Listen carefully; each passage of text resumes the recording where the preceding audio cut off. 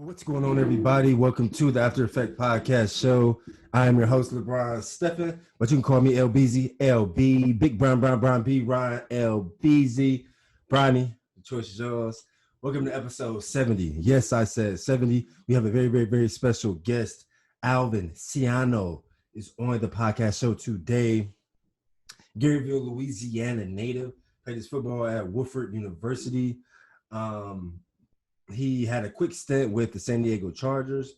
From there, he went to grad school and got his master's in mechanics, and now is a mechanical engineer in the LA, San Diego native. He is also an artist, acting in several commercials and productions as well. That's actually where we met at a callback at an audition out in LA. So super uber excited to have this authentic conversation with Alvin. Just send him the link, and once he jumps on, we will go in. A guy who came from Cleveland. Okay, well, you ain't from Cleveland, no. Cleveland was the best location in the nation. You know, we from Cleveland, Ohio. Glenville community on the east side of Cleveland. Cleveland was called the best location in the nation.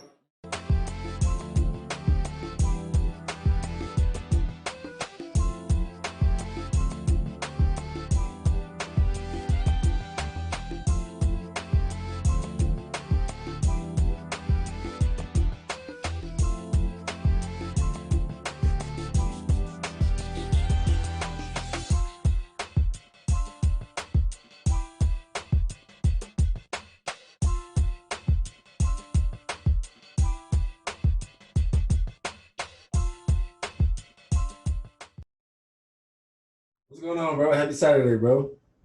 What's going on? Happy Saturday. Yes, sir. Yes, sir. Hey, man, I appreciate you carving out the time, man. My screen, I know on the phone, it's usually better horizontal. Your screen, it's horizontal right now. I mean, you can turn it if you want, or you can keep it like that, whichever you prefer. Yeah. That's better. And then now your video went on. There it is. All right, we set, man. Hey, bro. So yeah, I appreciate you carving out the time, man. This is called the After Effects Show. It's my belief that all of us athletes, we all have an after effect or aftershock, from our athletic journey. You're talking about a 20-year, relationship with football, basketball, whatever your sport is. And when it's all said and done, I believe we all have an after effect, but I think that our stories aren't told often. So this is just a free and safe space for us to kind of like relive some of those moments and really just try to push the culture forward. Yeah. Yes, sir. So yeah, we can dive right into it, man. I always pop off with a couple current events. I was just watching the Michigan State Ohio State game right now. Man, Ohio State handed to Michigan, but who do you have winning the Super Bowl this year? Will Tampa Bay repeat? I know you are. I know you on the West Coast, so the Super Bowl is in SoFi this year. So who do you think will win the Super Bowl this year and why? I mean, they have a few good teams. I know, Green Bay's up there. Cardinals was undefeated for a minute. Titans up there. You can never count out Tom Brady. Never. He got a rabbit's foot or something because he put a lot of different things. They got a few good teams. I think Green Bay probably have a good chance to make it all the way though. If A-Rod can stay off that COVID list. Yeah, exactly. That's funny. Right. No doubt, man. So going to basketball, I was always a two-sport guy. Obviously football is my main sport, but I hooped in high school as well. So man, who do you think will win the NBA championship? I've always been a LeBron James fan, since '99, because I'm a Cleveland, Ohio native. So I've been watching that dude play since his ninth year at St. Mary's. So of course I'm pulling for him. Of course I'm pulling for the Lakers. But watching the Lakers and the Bucks a couple days ago, Giannis go off of 50. Obviously LeBron wasn't playing, but who's your favorite NBA team, and who do you think will take it this year? Yeah, the Lakers. They got some work to do. Yes. In basketball too. I know the Nets. They have a squad. They were supposed to make it, last year. So with the talent they have, they definitely have a chance. Bulls been looking nice too. Yeah. So, I mean, lost the Lakers. They the home team. That's Los Angeles. So I'll be pulling for Bron, AD, and everybody. Of course. But I would say the Nets. The second time's a charm. They Right. got their this year, and so they have a good chance of making it all the way as well. I think so, man. If I mean, we really don't know what's going to happen with Kyrie, so that's definitely up in the air, man. But yeah, I mean, the East is competitive. Like you said, you got the Bulls, you got the Bucks, and you got the Nets. So Right. so those Eastern Conference Finals, I mean, the Eastern Conference playoffs will be competitive. So Yeah, definitely. yeah, man. Last current event. How would you say you had to grow physically, mentally, spiritually in the year 2020, right? I think I'm 32, I think you're 30, but we've never had to walk through a coronavirus pandemic. We've never had to wear masks.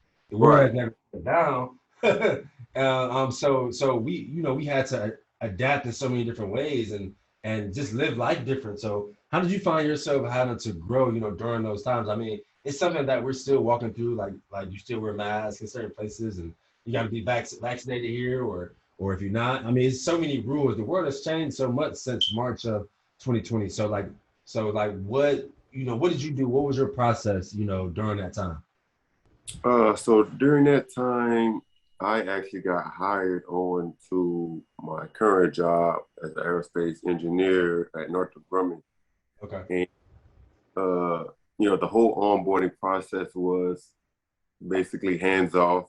Corona pandemic regulated.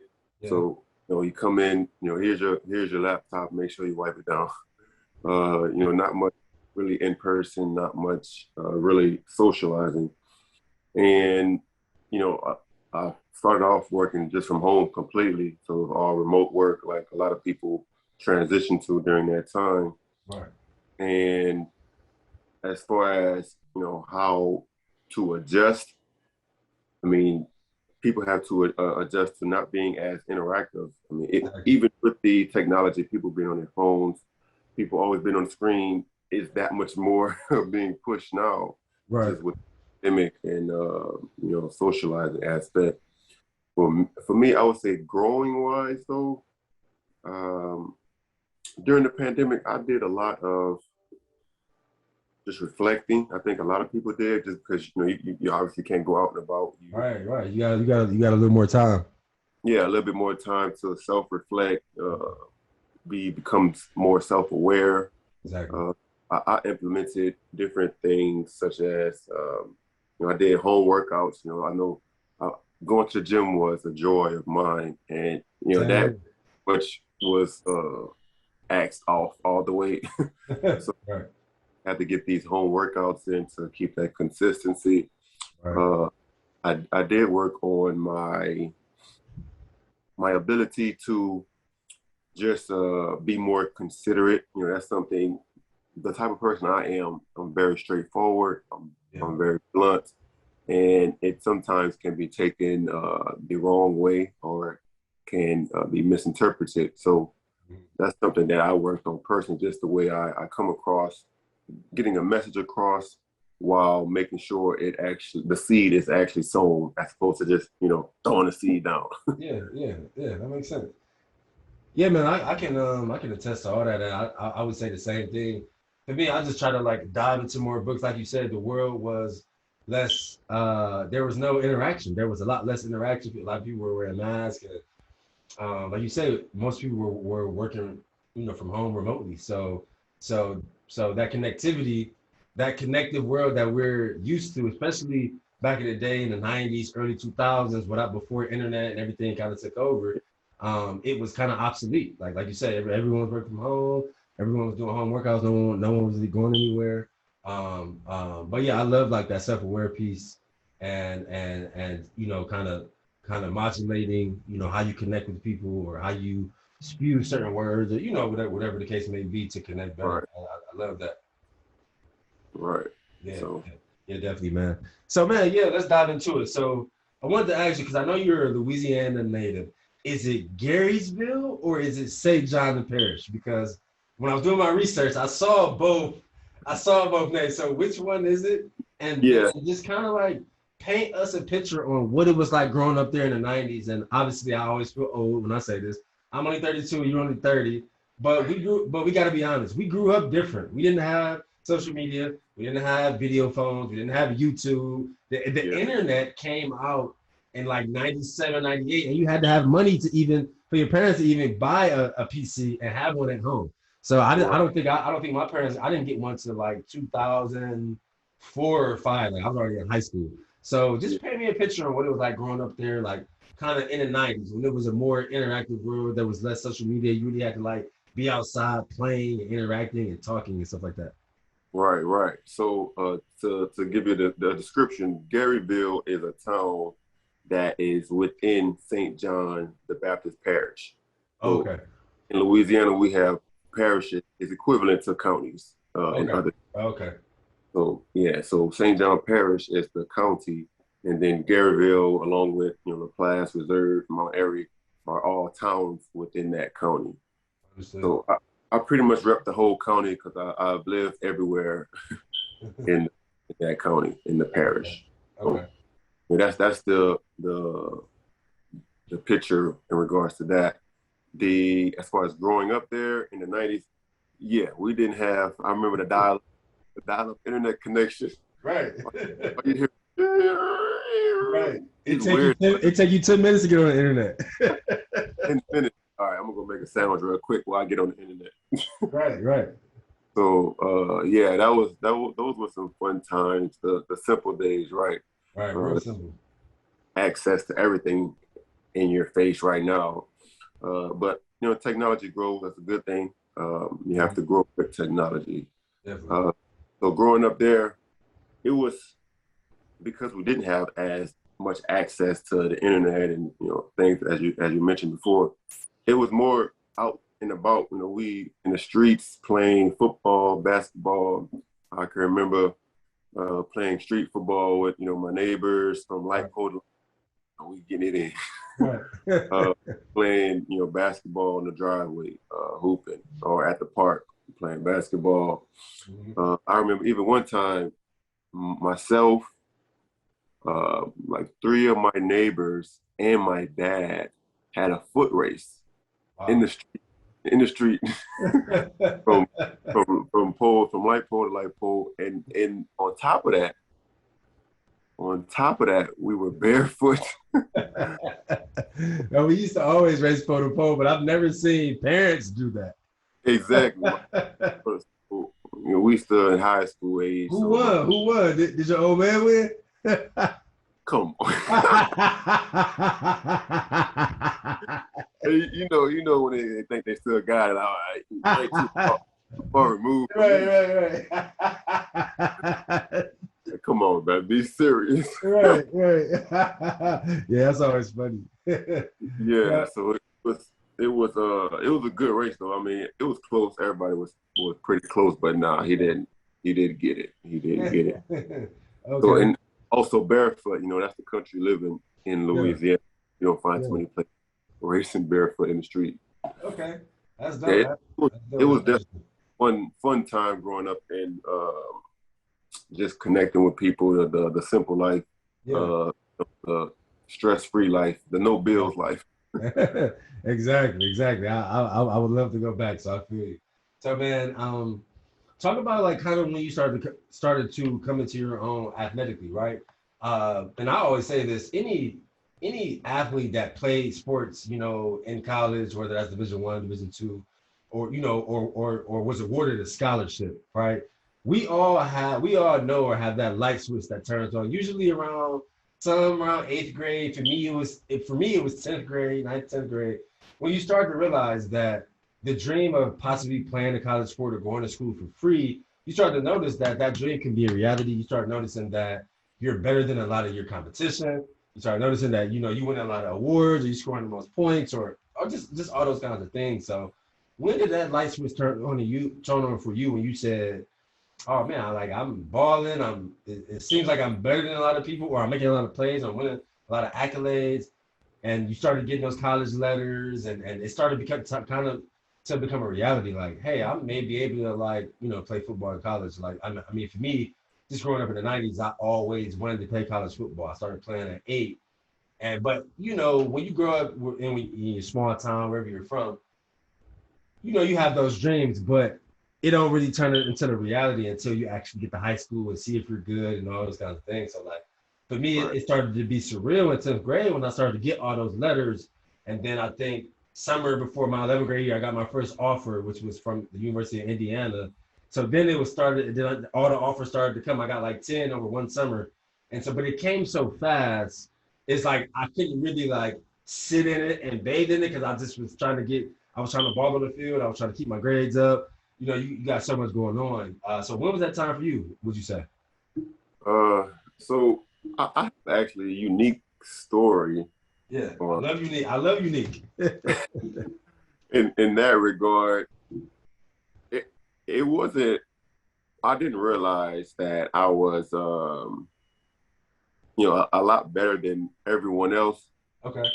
Until like my third year in college. Wow.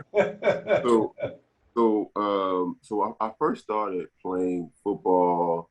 I did Pee Wee 1 year, and then I started getting 8th grade. What was that first time playing, organized school football. Mm-hmm. And obviously I'm in junior high, so in 8th grade is the last junior high grade. So I'm older, bigger than most people. So I played just out of natural being the oldest person. Right. It's not, better than everyone else. And then moving on to high school, play as a freshman, play as a sophomore was okay. Nothing really special. My junior year, I was playing offense initially, tight end mostly. And then my junior year is when I made a transition to defense. I started playing linebacker with a little bit of safety, and I just had more progress. Made more plays, more success on the defensive side. So I figured, the defense might be a little bit better than offense. Right. But as I moved on from my junior year to senior year, I played well. I was like an all district player, mm-hmm. but I didn't really get like a whole ton of scholarship college offers. Okay. I've only been playing defense 2 years, and my family really didn't know much about all the football camps and all this recruitment things like that. I went to one little Nike Spark camp, okay. Performed well, but nothing really crazy. So as far as the realization of when you're better than everyone else, I never really had that in high school. My graduating class, so I went to East St. John High School. Uh-huh. It's a 5A. Came out 09, right? Yeah, 2009. Okay. East St. John Wildcats, and they're a 5A school, which is the highest in Louisiana. And during my time, we were like top 1 or 2 ranked 5A schools in the state. So nice. We have great players, great coaching. Ryan Paraloo is one of the more well-known players to come out of East St. John. Yeah, he was I remember that name. Number one dual threat quarterback coming out of high school. So my school had it was a very football prestigious school. My grad class alone had 8 people to get football scholarships just out of my graduate class. Wow. Just to give a scenario, understanding. So being set apart, everybody, we had a lot of great players on the team. So I actually got my athletic scholarship to Watford College. Because I was more into books as well, I had a higher GPA.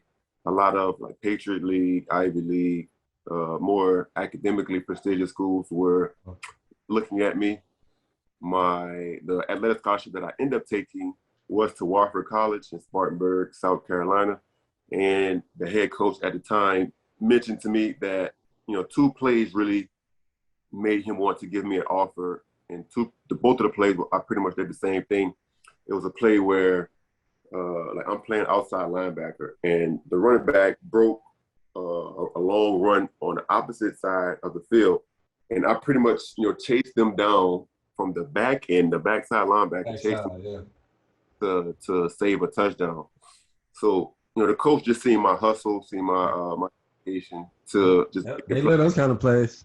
yeah, those kind of plays. So they're like, oh yeah, we gotta offer him. Yeah. So that's how I actually got my athletic scholarship, and I was the last athletic scholarship given to my incoming class too. So that's another thing, being the exact last person.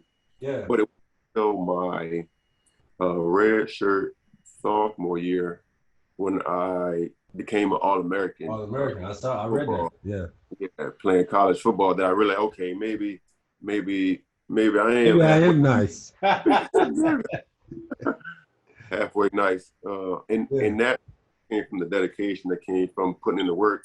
Not skipping reps, not skipping runs, just being a student of the craft. Really, great coaching, great teammates to help that point. So that will probably be the eureka moment where I realized, okay, maybe I do have some a skill set, and because I was already in college at the point, that was the natural progression will be the NFL after that. So that's thought like, okay, maybe I do have a chance to make it to league, as opposed to most people in high school when they worried about getting that full ride scholarship, getting into college sports. Right. Yeah, it's funny. It's funny that you mentioned with education, because I know Watford is big on education. I always excelled academically as well, and to the point where Duke actually offered me a scholarship. They were a part of my scholarship. And I just remember the defensive line coach always coming to my high school, like they really wanted me. And like if I knew what I know now, because growing up in Ohio, it's Big Ten country. So naturally you want to play in the Big Ten, Ohio State, Michigan State, Iowa, whatever, Wisconsin. And so that was one of my goals. I just wanted to play in the Big Ten. But if I would have known what I know now, I think I would have considered Duke more, because in 2007, Duke, I'm just gonna say it, Duke football was trash. but if I would have just understood what the business of college football, I could have went there and probably played early, but also received a Duke education and received a degree from Duke, which is monumental, and they really wanted to unite. So it's funny that you speak about that. Let me ask you this: where did that education acumen come from for you? Because I saw that you were a physics major, and then later you stayed on the West Coast in San Diego after your stint with the Chargers, and then you went and got your mechanical engineering master's at San Diego State. So where did that come from? Was it just instilled in you from a young age from your parents? Did you always? I know some guys that just always excelled in academics, didn't really try hard, didn't put in a lot of work. Just some guys just excelled, and then I'm sure people like that too. So where did that come from for you? Yeah, some people certainly have a natural instinct to just grasp different academic concepts. For me, it was instilled as growing up from being a kid. Parents, my parents are very active in the school system. My mom actually works at the local high school. So, they're just, I would say every kid's first mentor is their parents, whether they want to or not. That's the first mentor figure they see in their life day to day, and they, mimic after. So my parents, they instilled in me, if you want to go out and play, have fun, you gotta do your homework first. And that rings true in life. If you want to have the pleasures of life, you have to put in the work first in order to get to that. That transition from football, athletic side, to the academic side, to career, whatever. So, growing up, I'm the third oldest of 8 kids. So it's a lot of as well. So everybody, like my parents were on everybody to make sure they get the good grades, make sure they are not missing assignments. Represent the family well. Yeah. Yeah. So it's definitely implementing that discipline to take care from a academic side to even be able to enjoy the athletic and extracurricular aspects of life. So in college, a little fun fact about Watford, about a quarter of my incoming freshman class was a valedictorian of their high school. Wow. So it's a very prestigious, it's like a top 10 liberal arts school in the country. Wow. So very prestigious academic school Heavy as well. competition on the academic side. Yeah, a lot of competition on the academic side. And then studying physics and math undergrad, it was no joke on top of that. I'll bet. So yeah, it was math classes. It was nonstop for me in college. If I'm not going to class, physics class, or doing some physics lab or work, I'm doing athletic football, training, weightlifting, running, film. So that was, I had a 9 to 5 and a 5 to 9 between the two. Right. Very little social life. Exactly. And from there, I'm a lifelong learner in general. So after football, my professional football career ended, I got my master's in mechanical engineering, because that was always something. Also, that my dad, he's electrical engineer by trade, so he would bring me with him doing different jobs, different rental, like working on cars, or working on So it was a natural progression for you. Yeah, natural progression, being hands-on. My parents definitely have been a big influence in my life. And sometimes I feel like, some parents don't truly understand what kind of influence they are. I mean, even just those small instances where you said that, your father would bring you on those jobs. I mean, he probably didn't even consciously know or understand that, in your head, you were thinking like, okay, yeah, I want to like maybe do this or do something around this, when I get older, or, whenever football's over. So yeah, that's major, man. Talk about your transition, like going from, a small town in Louisiana to this prestigious big college, all this pressure where you got to excel academically at first and then athletically second. Was your transition easy? Because I can only speak from my experience. And, going from, and I grew up in the inner city of Cleveland, Ohio. It was very rough, very tough. There was no diversity. The only Caucasian people I had ever been around, the few teachers who taught in public schools. So going from that to the University of Iowa City, where it's like a 98% white state. I mean, I don't really see anybody who even looks like me. Going from that environment to that, I'm not gonna lie, it took me about, you reported in August for camp. I didn't really get comfortable. It's probably like November, December, bro. It's that whole first semester, I was just uncomfortable. Because it's weird, because it's like a double-edged sword kind of, because it's like you're not used to being in that environment, so you're already nervous about that, just trying to feel like you fit in.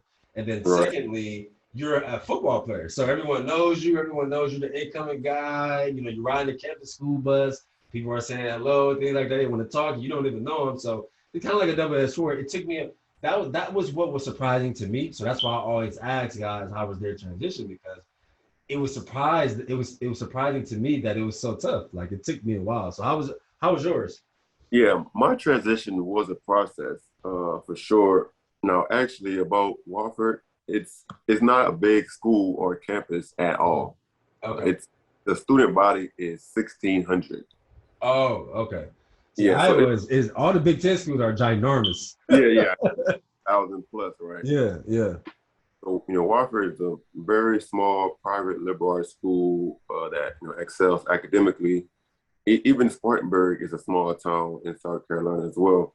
So for me, East St. John is mostly African American, in the deep southeast Louisiana. Yeah. And pretty much, I would say 80% or so is African American. Okay. Now, transitioning from East St. John to Watford, similar to how you were at Iowa, it's a predominantly white institution, PWI. Right. It was probably out of all the African American students on campus, most of them played football. There was probably 10 people that didn't, or not football, sports in general. all the sports. Out of all the African Americans on campus, 10 of them probably did not play any sport. Right. So, that was a big shock, just dealing with the surroundings, not seeing as many people that look exactly. even less outside of sports. Right. So as far as the campus activities, most were directed towards different European Americans or Caucasian people, whereas even like the frat house, sorority house, they would call it the row is the name of it. Okay. It's mostly non-African American fraternities and sororities. So Gotcha. it was certainly a transition. Yeah. There was my first year. Several other people can relate to this, but my first year was a struggle, just being acclimated, feeling accepted, or feeling like you belong, really. Exactly. And that's really why football was my safe haven, because that was that's what you know. That's what you've been doing. Yes, that's what I knew. That's what I've been doing. That was one of the main reasons I came to play football on an athletic scholarship. Obviously, the academics and stuff were supplemental to that. But, my teammates, my coaches was where I definitely felt that that family vibe, if you will. Definitely. The physics department, also later on developed into that. Okay. But overall, on the school campus as a whole, not so much. So it was certainly a transition process. It was certainly. I love to hear that, man, because I think that, like I said, I've always, since probably after I graduated college in 2012, I always felt like that transition was minimized. It's kind of like they just expect us to transition because we don't have a choice, right? But those feelings, those emotions, those things you go through where it takes time for, like you alluded to, just to feel comfortable, just to feel like you belong. That is a process that doesn't just happen in your first 2 weeks of going to classes or just getting used to everything. So I love kind of like expounding on that. Right. Yeah. It was. I think in general in life though, there's plenty of transitions. Whether you go from elementary to junior high to high school, college, college to the professional life, or whatever the case may be. You're always transitioning into something new. So that's so true. you're gonna have to get acclimated to it one way or the other. One way or another, right? No, I agree. Yeah, man. So 268 tackles, 42 tackles for loss, 17 sacks. Later, you have this amazing career, in college. What were some moments that stood out to you? Any specific game, any play, any moment in the locker room? What kind of stood out after having like that kind of decorated career, in college? Yeah, it was certainly a great collegiate career for me. I definitely enjoyed it. Some highlight moments. I can remember. There's one particular play that it was just thinking about it right now is kind of crazy. But there was one particular play where it was later in the season, and we were trying to just win. We had a good record. We were going to the playoffs, but we're in position to win the conference if we can just beat one of the teams in our conference, UTC, University of Tennessee, Chattanooga.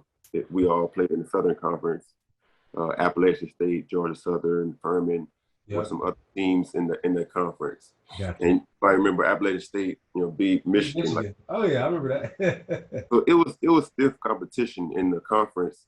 Yeah. But this particular year, we were playing UTC, and it's later in the season, maybe like the last 3 games or so of the season, and we ended up running to win the conference, the regular season conference championship, if we can just pull together and beat them. Right. It was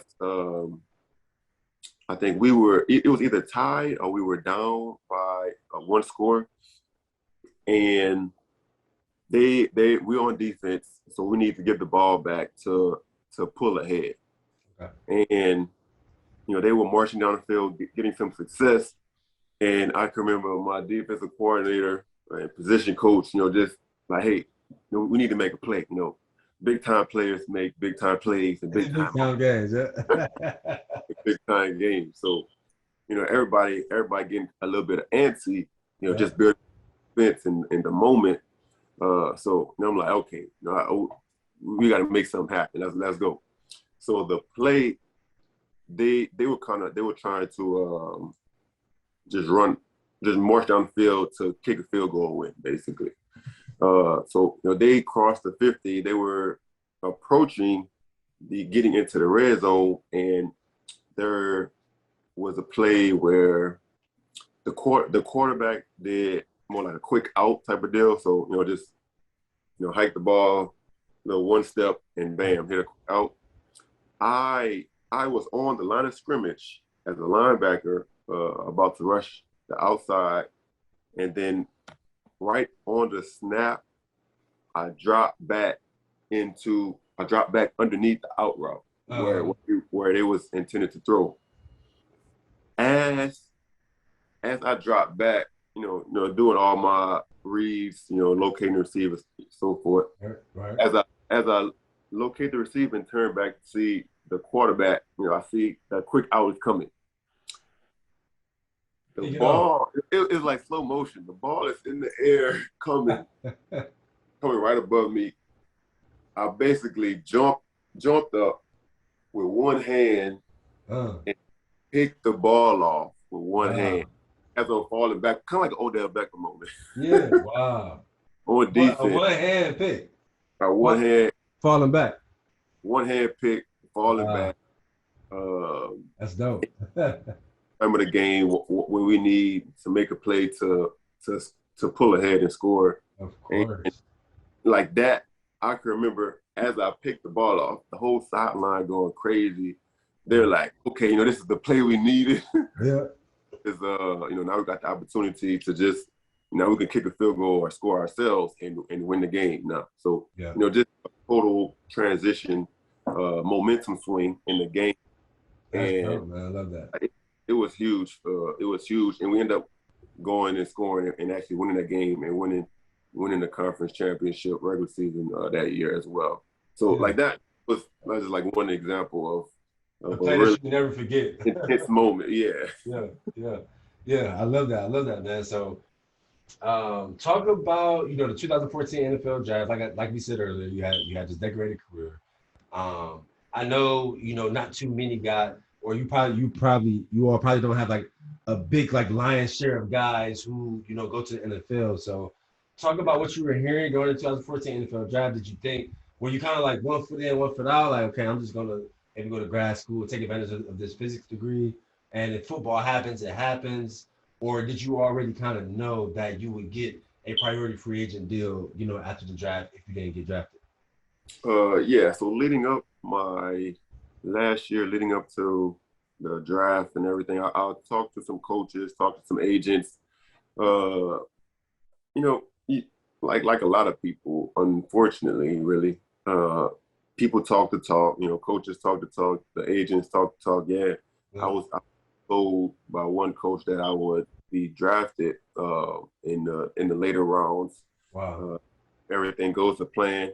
Yeah. So I was hearing good things from the NFL side.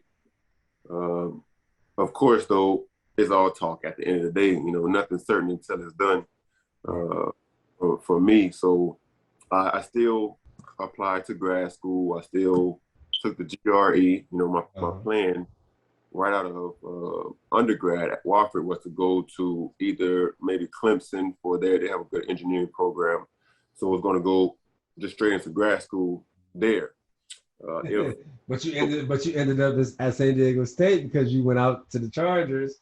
Yeah. That West Coast and palm trees. So you said, let me do this out there. Right. So, once everything worked out, eventually everything worked out with the Chargers, I'm out. Now I'm out. It was in San Diego at the time. Yep. We going through minicamp, training camp, season, and so forth. Yep. So, that was pretty much the process for me. I had a good pro day. I had a really good pro day. I think I did. I didn't run because I messed up my hamstring a week or so before. I got you. But did for 225, 32 times I had. Oh wow.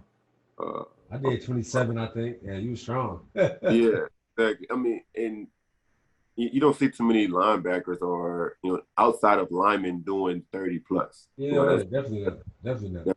That's unheard of. So Yeah. I definitely put in the work. I trained OBAC Velocity in Charlotte. Okay. I had great trainers over there, a great regimen over there, and I think I had like a 40-inch vertical, about 12 broad. So, and later on, I would run the 40. What I did with the Saints and some other teams, 4 or 5s basically in the 40. So I had some good metrics from a combine, a pro day perspective, right? Which helped, I'm sure, get on with the Chargers. And yeah. So how would you describe your stint with the Chargers? Did you get cut at the last cuts? Did they say they might bring you back as a practice squad player? What was that like? Yeah, so with the Chargers, I was 14, 15 with them. My rookie year, I was growing, learning everything, mini camp. Yeah. I felt like I was having a good training camp up until then we get to the first game. We played the Dallas Cowboys, and that's when I tore my ACL and meniscus. Oh, wow. So like literally, yeah. So literally, everything building up, going well, and then, bam. Wow. Season ended. So you had to go through the whole rehab that whole season and everything like that. Rehab the whole season, was on IR for the year. It was a extensive process, and I worked through it. Training, rehab, with therapy and everything. When you came back, did you feel better than you did before, or did you kind of feel like you had lost a step? I mean, I certainly felt like I probably could play. You can certainly tell the difference between pre-injury and post-injury. Right. I don't know if it's more mental or what. Yeah, I think it's both. Probably both mental and physical. Yeah. But yeah, it was. It's part of life. You can't control everything. All you do is control how you react to situations as they come. So exactly. And one thing, Dave, that I love is that no matter what happened with the football thing, you stayed on your course. You stayed on your track. You already knew what you wanted to do. As far as like grad school and getting into the engineering industry.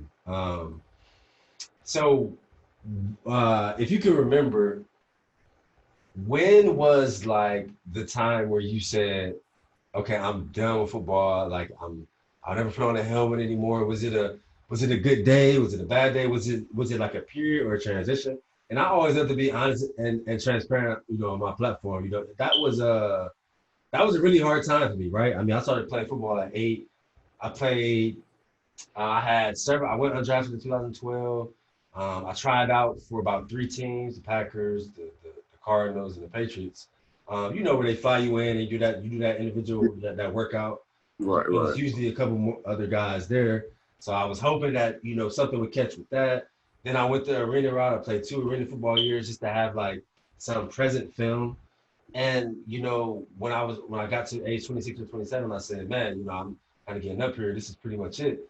And that transition was hard, man, because I ultimately felt like I underachieved, right? You start playing at 8, and every kid, or as you grow and you get better and better, you want to reach that highest level, right? And I think that I put a little too much pressure on myself, because when it didn't happen, it just was a hard pill for me to swallow. Like it was like a transition for me to accept that and then move to the next thing, figure out what I was passionate about, what brought me joy, like football did.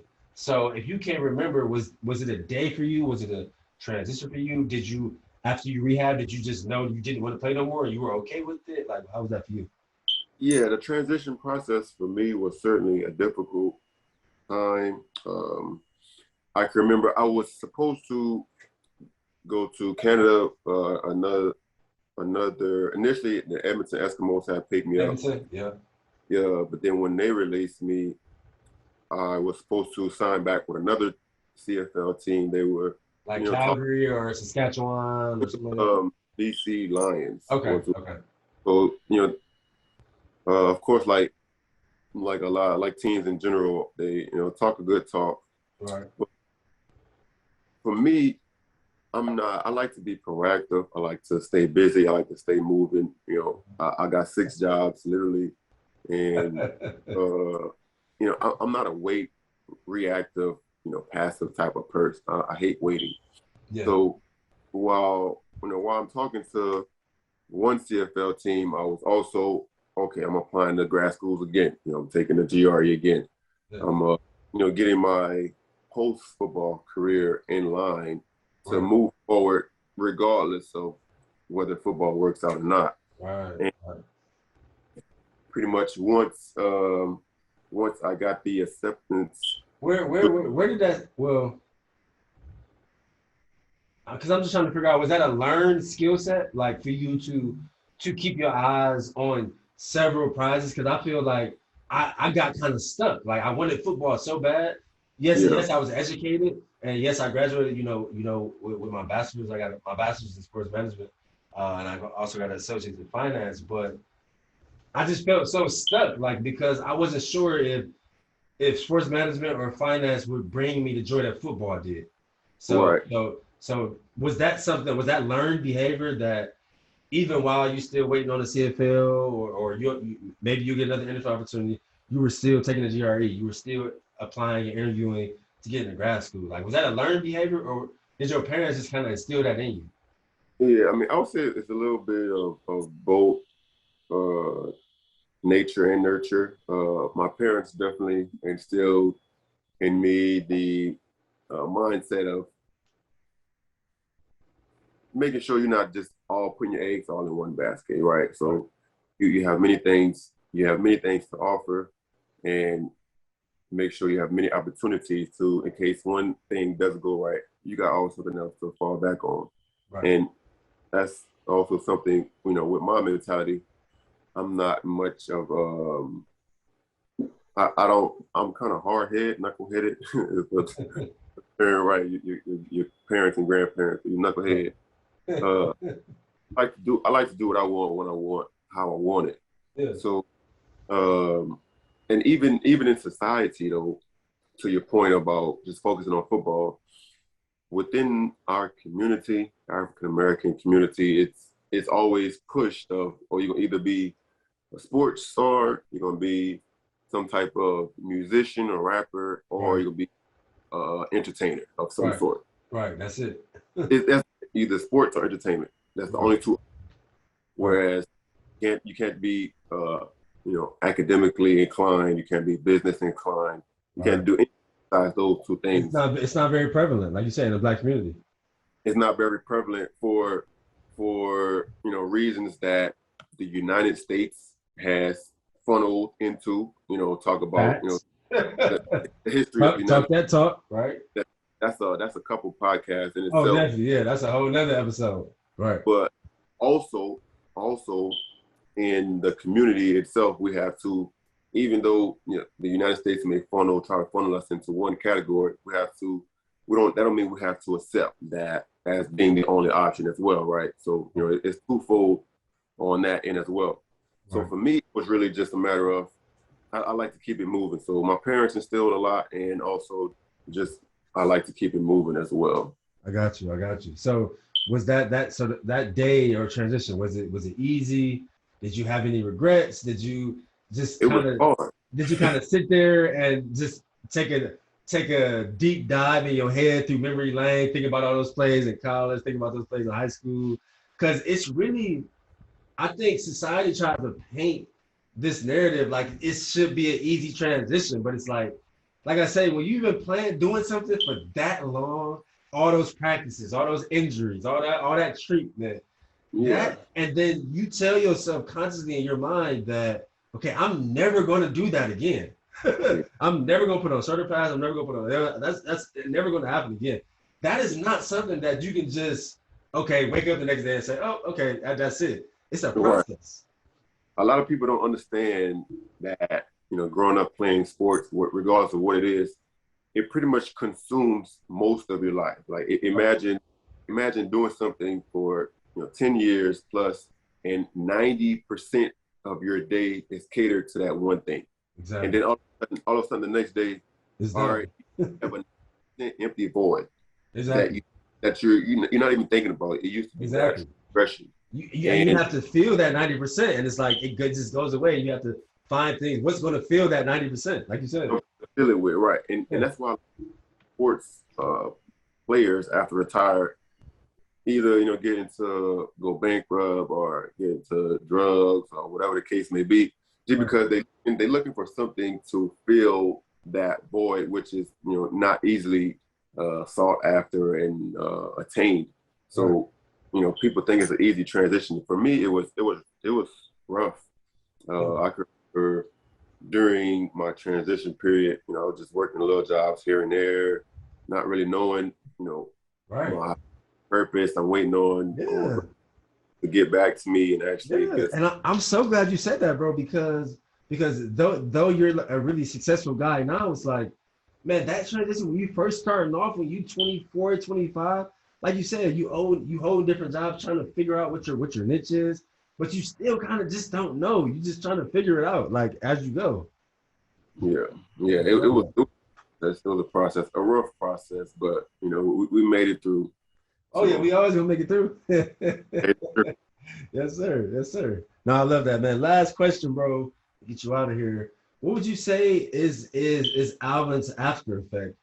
From all the years that you played football, all the great games, the illustrious college career. What were some lessons that you learned that you took and you take now and you carry those with you every day? Really just as you try to push the culture forward. So some lessons I learned throughout my process, teamwork make the dream work, and whether it's athletic, academic, it's business related, find you some very solid people who, just have your back, whatever the case may be, in any adventure or aspiration you have in life. Like I mentioned before, I have 6 jobs, right? So aerospace engineering, modeling, acting, real estate investing, public speaking. I do many different things, and I make sure I have a solid team within each one of those realms. I have a whole bunch of acting homies that I run things by, a lot of different modeling, different real estate people, so on and so forth. Right. That I can bounce things off of, that I can get feedback from. Anytime I do something, I try to have someone else just look at it, look over it, review it, just to get some feedback. That instant feedback is critical for self-development, especially as a kid. Like as a kid, it's even vital. So having that instant feedback is critical. Teamwork make the dream work is one for sure. Another thing I would say is there's many words to describe it. Grit, dedication, having the tenacity is another way. But just having this mental makeup that no matter what happens, no matter what's going on, no matter how any situation may play out, you're not gonna stop. You're gonna keep going. Don't stop. Right. I'm gonna keep going. The only difference between winners and losers is that winners were losers that kept going. So mindset. That's a bar. That's a bar. I'm a little bit. So, mindset though is what really is the biggest difference between those that have and those that don't. You just kept going until you got it. Man, it's not a matter. I love that. Winners are losers who kept going. Yo, yes, I love that. No matter of why I can't, but how can I? Right. Man, I absolutely love that after effect, man. You just reminded me of something. So I actually have one more question. What sparked you to, dive into modeling, acting, the arts, right? telling stories, whether it's through skills, which is modeling, or through, you know, video and content, you know, with acting. Because for me, that's actually what I was going through my process when I knew I was done with football. I actually dove deeper back into my childhood. And I started remembering what I did, what brought me joy before football really took over my life, sports, football and basketball. And I remember that, you know, I was in a choir, I was in a dance group. I used to do the plays every year and things like that.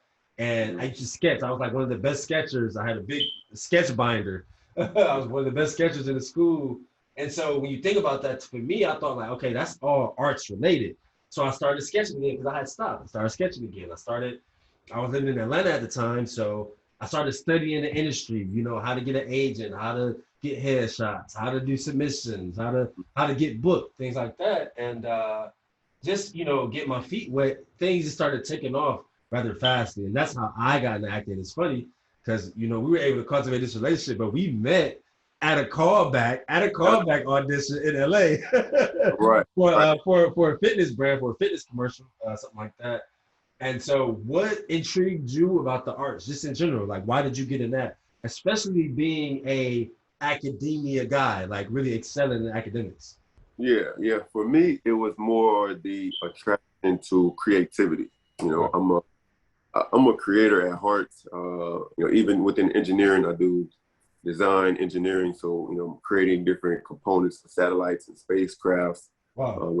Within the modeling and acting, you know, creating either print or film, different expressions and brands. Exactly. You know, real estate, I'm taking, you know, I usually take property and create renovations. So creating a layout, you have to envision and see the plan of how this little can turn into an immaculate painting, so to speak. Yeah. You know, so the creativity aspect is something that definitely keeps me intrigued. It keeps me motivated. The most rewarding in life. In life, there's two types of people. You have creators and you have consumers. You know, the creators are the ones making new technology, making the future, and getting paid. Whereas consumers are the ones, you know, just paying for right.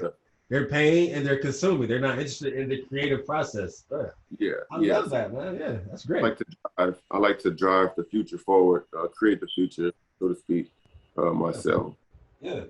Oh man, that's great, man. I've never heard that creators and consumers analogy, man. So you hit some good points, man. So yeah, bro, that's actually all I had, man. One thing go ahead. I got sayings for days, bro. People always say I have a people always say that. Every situation got something to say. Yeah. Hey, it's always good, man. You know, knowledge is power, and I'm always trying to catch some game or be a sponge from, you know, my small inner circle, man. So yeah, man, that's all I had. One thing that I've been trying to pride myself on is, you know, and I feel like in the Black community, we don't do this enough, but I've been trying to give guys flowers, you know, while we're still here. And I was raised the right way, right? So I've always shown love. I've never been like a hater, or, you know, if somebody do something dope, I'm gonna tell you, hey, bro, that was dope. Keep going. Right. You inspiring me. But you know, some negative people or people from our community would say, oh, well, that dude, he riding his coattails, or he D riding, or you know all the stuff he would say. Right.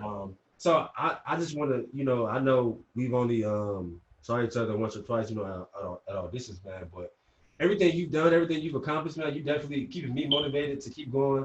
And I just want to show you your love and kind of, you know, hang your flowers, give you your flowers, you know, while we both still here, eyes to eyes, man. Because like I said, man, we just don't do it enough. And if anything taught us anything, the coronavirus pandemic taught us to show more love, be more kind, be more genuine. So yeah, I want to give you that, bro. You never know when things come to an end, so definitely enjoy while it lasts. Definitely, man. Well, hey, man, happy Saturday. I appreciate you joining, man, and we'll be staying in touch, man. I'll be texting you for some more quotes, some more motivation. Oh yeah, absolutely, no problem. Definitely appreciate you for having me. If anyone else wants to, you know, tap in with me, you can find me on any social media, Alvin Scioneaux, that's SCIONEAUX, or it's just A1 Scioneaux, the number 1 Scioneaux. Instagram, Facebook, LinkedIn, whatever. Yes, sir. Yes, sir. Hey, y'all heard him. Follow him. Tap in with him. He's a great guy doing great things in this universe, man. Oh, yeah. Well, yeah, bro. I appreciate you, man. And yeah, you have a good weekend. Absolutely. Get right. That's the motto. Get right. Get right. All right, bro. Peace. All right. Subscribe to LeBron Daniel TV, but you already knew that, where we dig deep and find our hustle, and every single day we are better than yesterday. Subscribe.